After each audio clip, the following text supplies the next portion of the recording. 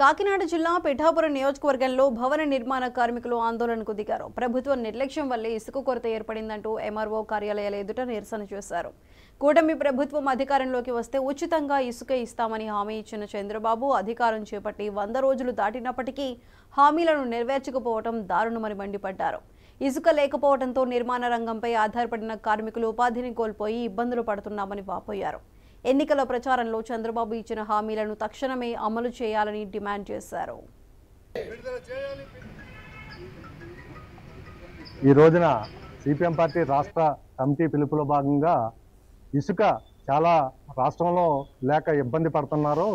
అయితే గతంలో ఎన్నికల ముందులో ఇచ్చిన చంద్రబాబు నాయుడు గారు హామీ ఏంటంటే, మేము అధికారంలోకి వస్తే ఉచితంగా ఇసుకను సరఫరా చేస్తాం, అలాగే భవన నిర్మాణ కార్మికులకు సంబంధించిన వెల్ఫేర్ బోర్డు పునరుద్ధరణ చేస్తాం అని నారా లోకేష్ గారు చెప్పడం జరిగింది.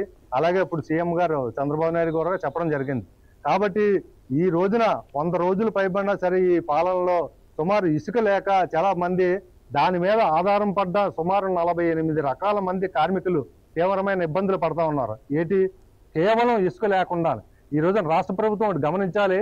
మీరు ఏదైతే చెప్పారో దాన్నే అమలు చేయమని చెప్పేసి ఈ రోజున భవన నిర్మాణ కార్మిక సంఘం సిపిఎం గా అడుగుతా ఉన్నాం.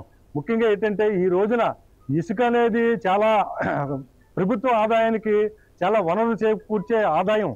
అదేంటంటే ఇసుక వల్ల అనేక కన్స్ట్రక్షన్ సంబంధించిన మెటీరియల్ కూడా కొనుగోలు అవుతుంది. దానివల్ల ట్యాక్సుల రూపంలో ప్రభుత్వానికి కూడా ఆర్థికంగా బాగా లబ్ధి చేకూరుతుందని చెప్పి చెబుతా ఉన్నాం. ముఖ్యంగా ఈ రోజున ఆ ఇసుక గాని ఎత్తే భవన నిర్మాణ కార్మికులు అప్పులు చేసుకునే పరిస్థితి ఏర్పడదని చెప్పేసి మనం చెబుతా ఉన్నాం. ముఖ్యంగా ఈ రోజున మీరు ఒకటే చెప్తా ఉన్నారు, వరదలు వచ్చాయి, వరదల వల్ల లేట్ అవుతుందని. గత అధికారులు ఏం చేస్తున్నారండి, మీకు ప్రతిపాదనలు పంపిస్తారు కదా, వరదలు వస్తున్నాయని చెప్పి తెలుసు. కాబట్టి ఇసుక ఎక్కడైతే మెట్ట ప్రాంతంలో ఉన్నదో అక్కడ స్టోరేజ్ చేసుకొని ఆ రిచ్ల ద్వారాగా ఎవరైతే యాజమాన్యులు కన్స్ట్రక్షన్ అప్లికేషన్ పెట్టుకున్నారో, దరఖాస్తులు పెట్టుకున్నారో వాళ్ళకి ఎటువంటి ఇబ్బంది లేకుండా ఉచితంగా ఇసుకని ఇస్తున్నారు. కాబట్టి తక్షణమే వాళ్ళకి యాజమాన్యాలకు ఇసుకని ఉచితంగా సరఫరా చేయాలని చెప్పేసి మేము సిపిఎం పార్టీగా డిమాండ్ చేస్తా ఉన్నాం. ప్రభుత్వం ఈ 6 ప్యాక్ అని ఒకటి విడుదల చేసింది. దాంట్లో ఒకటి ఏంటంటే 4000 రూపాయలు పెన్షన్ ఇస్తున్నారు, చాలా సంతోషం. అలాగే భవన నిర్మాణ కార్మికులకు కూడా తెలంగాణలో చేనేత పేరు చెబితే గుర్తుకొచ్చేది సిరిసిల్ల.